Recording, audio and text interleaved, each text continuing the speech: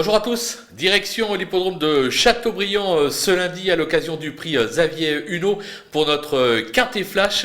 On va évoluer sur 3000 mètres, il y aura un rendement de distance, une course très compliquée, un petit lot, pas énorme et pourtant une superbe piste. Sans plus attendre, nos bases avec le 15 Dreamer Boy qui n'a jamais failli sur cette piste en 3 tentatives.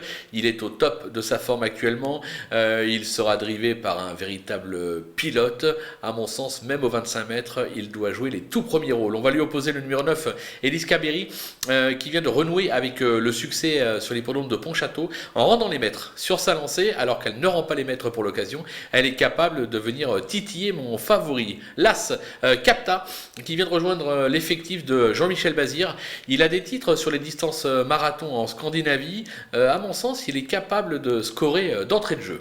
Les opposants avec le 6, Fable Duplessis, qui a peu couru ces dernières années, mais sa récente sortie est plutôt encourageante. Elle tourne bien à droite, elle peut venir accrocher une place, tout comme le numéro 3, Fly Speed. Sage, il a montré son potentiel aussi bien à Vincennes qu'en province. Il vient de renouer avec le succès, corde à droite, guerre à lui, parce qu'il pourrait lui aussi venir jouer les tout premiers rôles. Le numéro 16, Bloomer, on le connaît bien, le cheval est pluridisciplinaire, il compte quelques bonnes sorties à l'attelé, notamment corde à droite. L'engagement est favorable au plafond des gains. Je ne vous dis pas qu'il va gagner, ça me semble assez compliqué, mais pour venir accrocher une petite place dans la phase finale, il faudra s'en souvenir. Un coup de poker avec le 14 Echo de Champ-le-Cy qui vient de prouver sa forme à ce niveau sur l'hippodrome de Vincennes. Il a gagné lors de son unique tentative sur cette piste, raison pour laquelle même au 25 mètres, je me dis qu'il peut brouiller les cartes.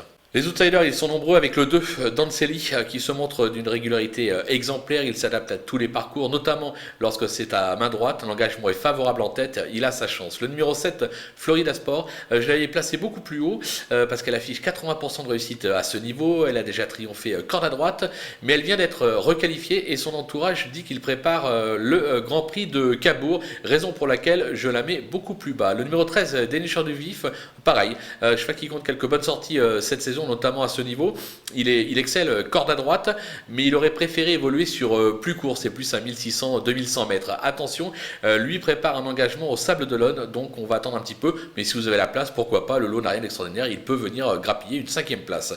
Tout comme le numéro 4, Caftan Best, qui a franchement déçu depuis le début de l'année. De plus, je le crois franchement plus performant sur l'herbe. Maintenant, il part en tête, et je me dis qu'à l'issue d'une course limpide, s'il peut être ramené dans un bon dos, il est tout à fait en mesure d'accrocher une 5e place.